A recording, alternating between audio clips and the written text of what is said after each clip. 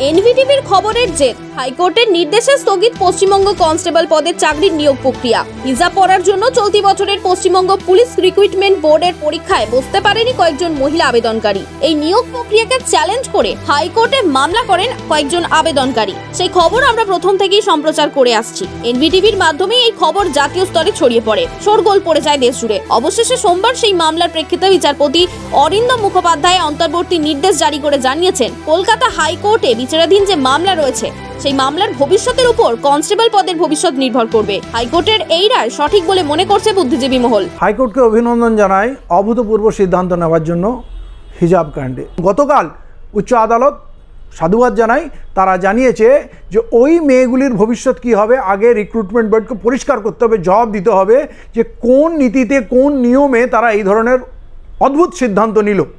এবং সেখানে তাদেরকে এটাও নির্দেশ দিয়েছে যতক্ষণ এই অ্যাপ্লিকেন্টগুলোর, এই ছেলে মেয়েদের যতক্ষণ না বিষয়টা পরিষ্কার না হচ্ছে ততক্ষণ কোনো পরীক্ষা হবে না, রিক্রুটমেন্ট হবে না, কিছু হবে না। কারণ সংবিধান মাথা ঢেকে রাখার অধিকার দিয়েছে। এমনিও পুলিশ ফোর্স, মিলিটারিতে সব জায়গায় ক্যাপ ইউজ করা হয়, মাথা ঢাকা হয়, এবং পাঞ্জাবিরা তাদের পাগড়ি পরে ডিউটি পালন করে, কেউ তাদের বারণ করে না। তাহলে হঠাৎ এই মুসলিম মেয়েদের ব্যাপারে এই ধরনের রিক্রুটমেন্ট বোর্ড কেন ডিসিশন নিল?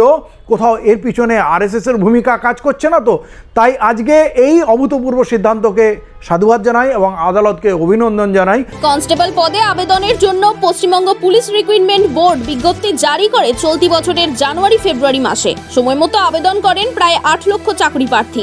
লিখিত পরীক্ষাও হয় গত 26 সেপ্টেম্বর। আর তার আগে 6 সেপ্টেম্বর থেকে নিয়োগ বোর্ডের ওয়েবসাইট থেকে সেই পরীক্ষার অ্যাডমিট কার্ড দেওয়া শুরু হয়। অভিযোগ ওঠে মোট আবেদনকারীর 35 জনের ফর্ম বাতিল করে দেওয়া হয়েছে ফর্মে হিজাব পরিহিত ছবি দেওয়ার জন্য। এই ঘটনায় শোরগোল পড়ে যায়। এরপরেই 13 সেপ্টেম্বর পুলিশ বোর্ডের আরক্ষ ভবনে যান ওই আবেদনকারীরা, জানতে চান কি কারণে বাতিল করা হয়েছে তাদের অ্যাডমিট কার্ড। সেখানে গিয়েও চরম হয়রানির শিকার হন ওই আবেদনকারীরা। এর সদুত্তর তো দেননি, বরং পুলিশ বোর্ডের কর্মীরা খারাপ ব্যবহার করেছেন বলে অভিযোগ তুলেছেন ওই আবেদনকারীরা। কর্মীরা নাকি বলেন এখান থেকে না গেলে তাদের জীবন বরবাদ করে দেওয়া হবে। এরপরও হাল ছাড়েনি বাতিলকৃত আবেদনকারীরা, পরীক্ষা এগিয়ে আসছিল। তাই পরীক্ষায় বসতে দেওয়ার দাবিতে আরক্ষ ভবনের সামনে প্রতিবাদ চালিয়ে যাচ্ছেন তারা। প্রতিবাদে এসে মুখ্যমন্ত্রী মমতা বন্দ্যোপাধ্যায়কে উদাহরণ হিসেবে টেনে একজন মহিলা প্রশ্ন তোলেন, হিজাব পরে ভোট প্রচারে যেতে পারলে তাহলে পুলিশের চাকরি কেন করতে পারবে না? হিজাব খুললে চাকরি দিলে তাতেই রাজি হওয়ার কথা বলেন তিনি। হিজাব পরে যদি কেউ ভোট চাইতে যেতে পারে তাহলে আমরা হিজাব পরে কেন চাকরি দিতে পারবো না? আর যদি বলে যে না হিজাব খুলে চাকরি করতে গেলে আমি এখন উন্না খুলে দিচ্ছি, আমার চাকরি দিই, আমার কোনো আর্টিফিকেট লাগবে না, দেবে কি? আমি অন্য বলছি, আমার সব বলছি যে বলুক মেডিকেল হবে না, এটা আর কোনো পরীক্ষা হবে না, আমার পরীক্ষা বাদ দেয়, আমার কোনো ব্যাপার। এরপরও সাড়া দেয়নি পশ্চিমবঙ্গের পুলিশ রিক্রুটমেন্ট বোর্ড। অবশেষে 21 সেপ্টেম্বর আইএসএফ এর একমাত্র বিধায়ক নওশাদ সিদ্দিকীর নেতৃত্বে আরক্ষ ভবনে যান সংখ্যালঘু নেতৃত্ব। পশ্চিমবঙ্গ রিক্রুটমেন্ট বোর্ডের চেয়ারম্যানকে দেন ডেপুটেশন। অনুরোধ করা হয় বাতিলকৃত আবেদনকারীদের পরীক্ষায় বসতে দেওয়ার জন্য। এত লড়াইয়ের পরেও আবেদনে সাড়া দেয়নি পুলিশ বোর্ড। ওই আবেদনকারীরা পারেননি পরীক্ষা দিতে।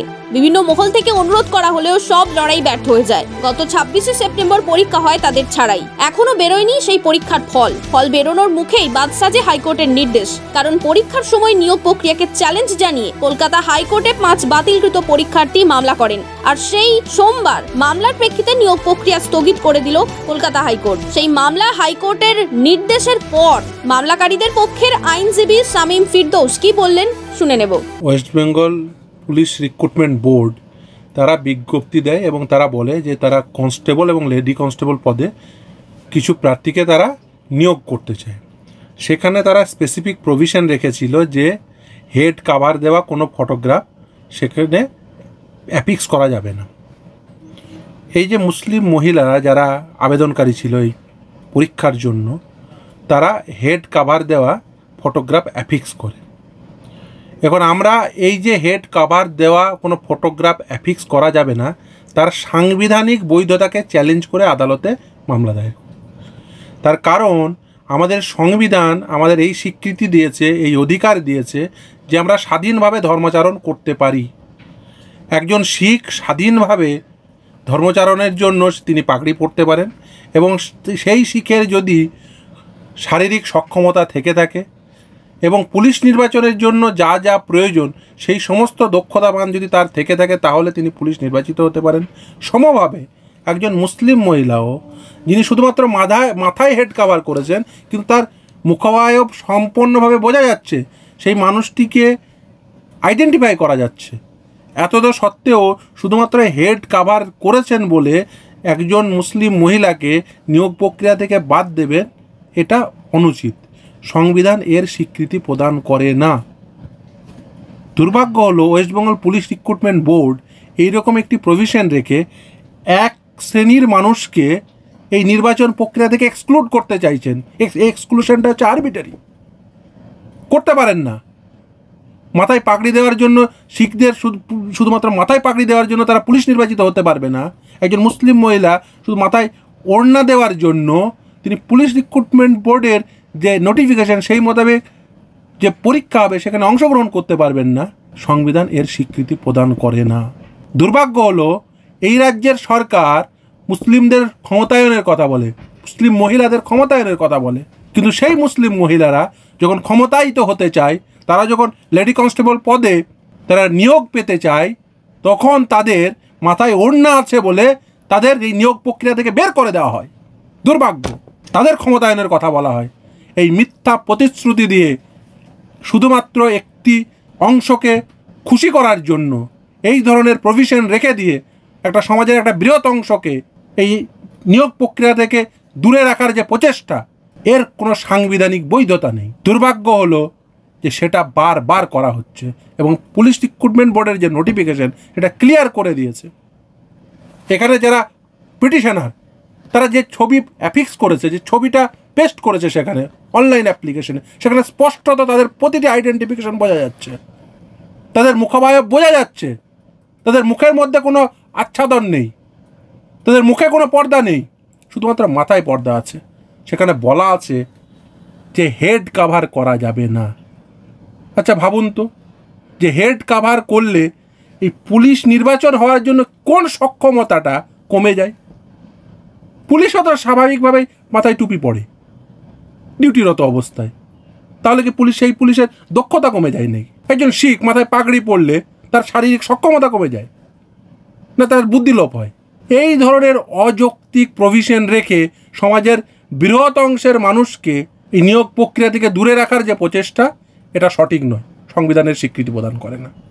অত্যন্ত দুর্ভাগ্যজনক যে রাজ্য সরকার সমাজের একটা বৃহৎ অংশের মানুষকে তারা এই নিয়োগ প্রক্রিয়া থেকে দূরে রাখতে চাইছে এবং তাদের মিথ্যা প্রতিশ্রুতির ফানুস তাদের জন্য রচনা করা হচ্ছে বারবার। অত্যন্ত দুর্ভাগ্যজনক। আশা করি রাজ্য সরকার আজকের যে আদেশ তা থেকে কিছুটা হলেও শিক্ষা পাবে। রাজ্যের বিভিন্ন নিয়োগকারী সংস্থা তারা শিক্ষা পাবে। শিক্ষা পাওয়া উচিত যে সংবিধান যার স্বীকৃতি দেয় না সেরকম কোনো প্রভিশন রাখা যায় না। এটা যদিও আজকে মহামান্য বিচারপতি তিনি জানিয়েছেন যে অন্তর্বর্তীকালীন আদেশে যে এই যে নিয়োগ প্রক্রিয়ায় যারা আবেদন করেছে, যে বিশেষ করে যে পিটিশনার, তাদের অ্যাপ্লিকেশনের যে ভবিষ্যৎ এবং এই নিয়োগ প্রক্রিয়া, এই রিট পিটিশনের উপরে ডিপেন্ড করবে এই ভবিষ্যৎ। অতএব তারা কি পুনরায় তাহলে পরীক্ষা দিতে পারবে? সেটা তো আগামী 6 জানুয়ারি পরবর্তী মামলা আসবে, তারপরে ডিসাইড হবে। সেটা তো উভয় পক্ষে শুনানি পর। আজকে রাজ্য সরকারের পক্ষ থেকে প্রতিনিধিত্ব করা হয়, তারা জানায় যে পরবর্তী যখন হিয়ারিং হবে রাজ্যের অ্যাডভোকেট জেনারেল তিনি অ্যাপিয়ার করবেন।